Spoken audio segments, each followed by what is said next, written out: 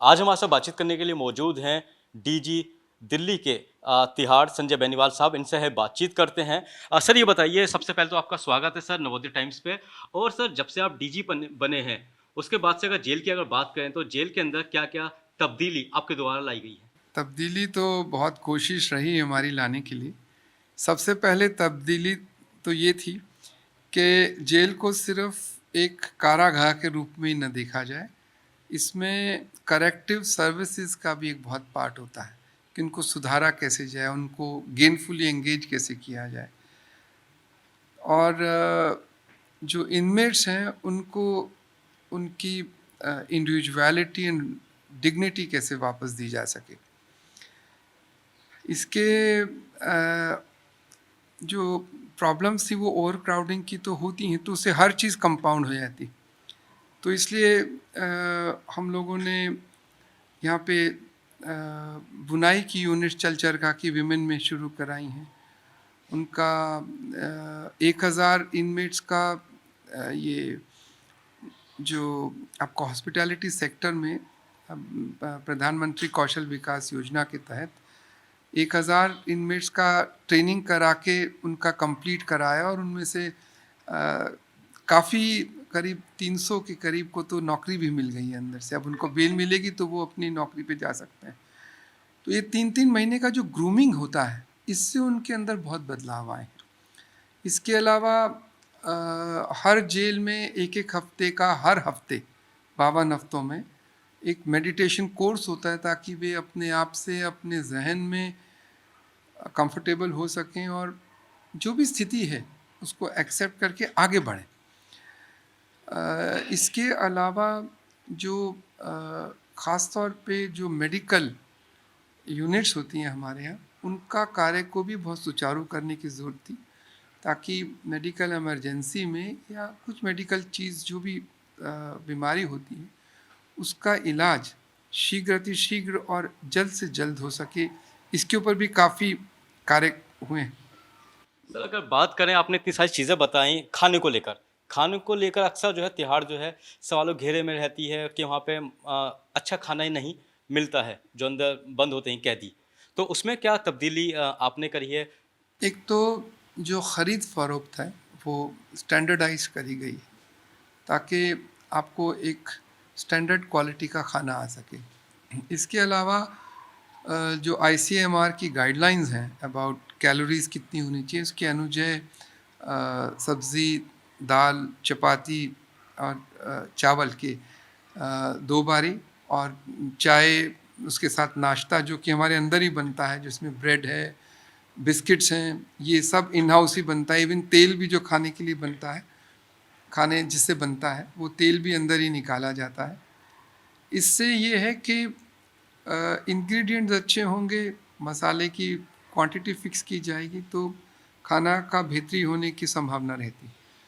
Processes जैसे चपाती खुद ना बना के चपाती मेकर से बनवाओ तो जल्दी भी बनती हैं और उनकी क्वालिटी एश्योर्ड भी रहती है, वो भी शुरू कराया गया है। तो इस तरह कई चीज़ों में बदलाव लाए गए हैं खाने में, तो मुझे उम्मीद है अब खाना अच्छा बनेगा, बनता है अभी बेटर। सर कैपेसिटी की अगर बात करें तो तिहाड़ जेल हो, मंडोली हो, रोहिणी हो, कैपेसिटी यहाँ पे लोगों की ज़्यादा है जबकि जगह जो है वो कम है। तो आप किस तरह से मैनेज करते हैं उन कैदियों को? क्योंकि अगर मान लीजिए 10,000 की कैपेसिटी है तो तिहाड़ जेल के अंदर ही 16-17 हज़ार के आसपास कैदी हैं। ये बात आपकी सही है कि जो जेल बनी है वो 10,000 लोगों के लिए है, लेकिन अभी 20,000 लोग हैं। हमारा जो जेल का जो कंस्ट्रक्शन है वो काफ़ी पुराना है, तो वहाँ पे काफ़ी ओपन स्पेसेस, गलियारे काफ़ी होते थे। तो अब स्वाभाविक बात है, जहाँ 10,000 लोगों की जगह है, यदि वहाँ पे 20,000 लोग सोएंगे एक पॉइंट पे, तो आपको एडिशनल सोने की जगह, एडिशनल उनको सामान रखने की जगह का प्रावधान तो करना ही पड़ेगा। इसके साथ एडिशनल टॉयलेट्स, बाथरूम है, एडिशनल किचन का है, किचन को खाने को बनाने वाले सभी चीज़ें का डबल करना पड़ता है। तो इसके लिए जहाँ जहाँ पे संभव है एडिशनल स्पेसेस बनवा के लोगों के रहने का इंतज़ाम कराया गया है, ताकि एटलीस्ट एक आराम से सोने की जगह तो सबको प्राप्त हो सके, परंतु ओवर क्राउडिंग सिर्फ जगह की ही नहीं प्रॉब्लम है, उससे जैसे मैंने आपको बताया कि हर सुविधा को दुगना करना पड़ता है, उसके साथ साथ हर चीज़ की लाइन लगना भी स्वाभाविक है, उससे अपने अलग एक डायनामिक्स चलता है, तो उसकी समस्याएं अलग किस्म से आती हैं जो मेरे ख्याल से ज़्यादा गंभीर हो जाती है, उस पर मानसिक स्तर पर भी उसका असर आता है। इसलिए ये बहुत विकट समस्या है और इसके लिए मैंने कई सुझाव भी दिए हैं सरकार को, उस पर वे गंभीरता से विचार हो रहा है, जो भी निर्णय होगा वो आप सब लोगों के सामने आ जाएगा। सर अगर सुरक्षा की बात करें तिहाड़ जेल की तो काफ़ी सुरक्षित मानी जाती है, लेकिन पिछली बार एक दो ऐसे हादसे हो गए थे जिसकी वजह से कई सारे यहाँ पुलिसकर्मियों को हटाया भी गया था। जैसे टिल्लू ताजपुरिया हो, उसका मर्डर हो गया था, सवाल वो घेरे में आ गई थी। उसके बाद जिस तरह से आपने मैनेज किया सिक्योरिटी को लेकर, तो सर उसमें कितनी कठिनाइयों का सामना करना पड़ा? देखिए, मैंने जैसा कहा आपको, जेल आसान जगह नहीं है, वहाँ पे 10,000 की जगह 20,000 रहते हैं, तो समस्या दुगनी नहीं कई गुना ज़्यादा विकट हो जाती है, क्योंकि जैसा अभी बात हुआ कि मानसिक व्यवहारिक बहुत चीज़ों में भी बदलाव आता है ओवर क्राउडिंग से। तो चैलेंजिंग तो है, परंतु हमारी टीम ठीक है, अपने इदारों का भी बहुत मुझे सपोर्ट रहा, तो ख़राब समय निकल गए। लेकिन ये क्यों हुई, इसके भी कारण कई होते हैं और इसमें काफ़ी कुछ योगदान ओवर क्राउडिंग का भी होता है, क्योंकि हर चीज़ पे एक स्ट्रेस है। जहाँ पे 10 आदमी रहने, यदि वहाँ पे 20 रह रहे हैं, तो हर चीज़ विकराल रूप होना शुरू कर देती है। तो उसके बाद हमने कई इसमें बदलाव हमारी व्यवस्थाओं में लाने की ज़रूरत थी। कुछ ला पाए हैं, कुछ को और आगे लाने की ज़रूरत है, ताकि अंदर एक व्यवस्था बनी रहे। जैसे कि हमने अपने जो स्टाफ है उनको बेटर ट्रेन कराना शुरू कर दिया, तो ट्रेनिंग डिपार्टमेंट यहाँ शुरू हो गया है। हमने CRPF, CISF इन सब एजेंसी से हेल्प लेके इनको प्रॉपर ड्रिल ट्रेनिंग वो करा रहे हैं। इनको हमने QRTs बनाई हैं ताकि वे नॉन लीथल वेपन से लेस रहें, इन केस कुछ इस तरह की स्थिति हो तो वो इंटरवीन कर सकें, नॉन एक्शन न रह सके। और कब रुकना है, इसका ये एक बहुत बड़ा सवाल रहता है। इसके लिए प्रशिक्षण की बहुत ज़रूरत होती है। तो एक दृष्टिकोण बदलने की ज़रूरत थी, वो बदल दी गई। लेकिन ट्रेनिंग और ट्रेनिंग, बार बार यही बात है, इसका ये it's a long term solution, इसमें समय लगता है, परंतु हमने फर्स्ट स्टेप ले लिए हैं, आगे ठीक ही होगा। जेल के अंदर ये शिकायतें भी आती हैं कि मोबाइल चलाए जा रहे हैं, वहाँ पे छोटे-छोटे हथियार जो हैं वो भी बना लिए जाते हैं, चाहे वो सरिये से हो, कैसे हो। आप मुहिम भी चलाते रहते हैं, तो इन पे काबू पाना जो है कितना मुश्किल है या फिर पूरी तरीके से काबू पा लिया गया है? देखिए, ये तो मानव नेचर है to rebel, which has to be accepted. Otherwise मुझे नहीं लगता ये इस तरह की चीज़ इस्तेमाल करके हथियार, जैसे वो सुएं चाकू हैं जो बनाते हैं, जब यहाँ पे लोहा या इस तरह की चीज़ होंगी, टाइल्स हैं या लकड़ी के पीसीस भी कई बारी पेड़ से भी गिरते हैं, तो किसी भी चीज़ का हथियार बनाने वाले हथियार बना सकते हैं, वो तो बनेंगे। हाँ, हमारा है कि भाई हम CCTV कैमरों की मदद से और या बार बार रेड करके, बेटर व्यवस्था करके इसको कम ज़रूर कर सकते हैं। मिटाना संभव नहीं होता, लेकिन इसको काबू में कंट्रोल करना ज़रूरी है। अदरवाइज़ आप सोचें, जहाँ पे 10,000 आदमी वहाँ 20,000 रहते हैं और इतनी अव्यवस्थित जगह नहीं, तो कुछ तो ठीक काम भी हो रहे हैं और होने भी चाहिए, लेकिन इन सब चीज़ों में निरंतर इम्प्रूवमेंट की ज़रूरत रहती है। आपने मोबाइल फ़ोन के लिए कहा, जब तक अंदर से ज़रूरत है मोबाइल फ़ोन की और हो पाएंगे तो ज़रूर आएंगे।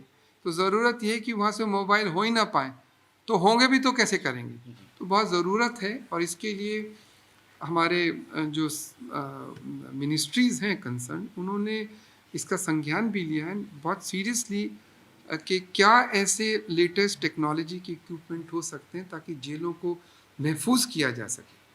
मोबाइल फ़ोन सिर्फ फ़ोन करने की एक वस्तु नहीं है, ये एक ऑर्डर के इशू भी आता है कि यदि फ़ोन आ रहे हैं तो आपका प्रशासनिक कंट्रोल ठीक नहीं है, इसके ऊपर भी आता है इशू।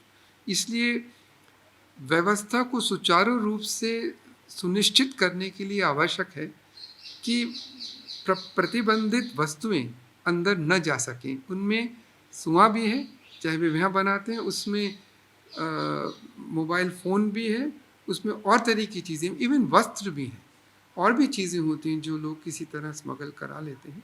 तो उन सभी चीज़ों पे पकड़ के उनको नहीं होना चाहिए।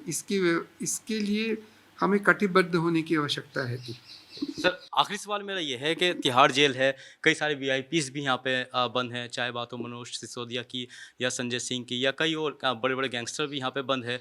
तो अगर वो जैसे डिमांड करते होंगे, फरमाइश करते होंगे, क्योंकि उन्हें यहाँ पे ऐसे रहने की आदत नहीं है, तो जैसे कोई वो ज़रूरी सामान अपना मांगते होंगे तो उन्हें किस तरह से प्रोवाइड कराया जाता है या उनकी जो याचिका होती है एक तरीके से खारिज कर दी जाती है? मेरे पास तो अभी तक कोई ऐसी रिक्वेस्ट नहीं आई।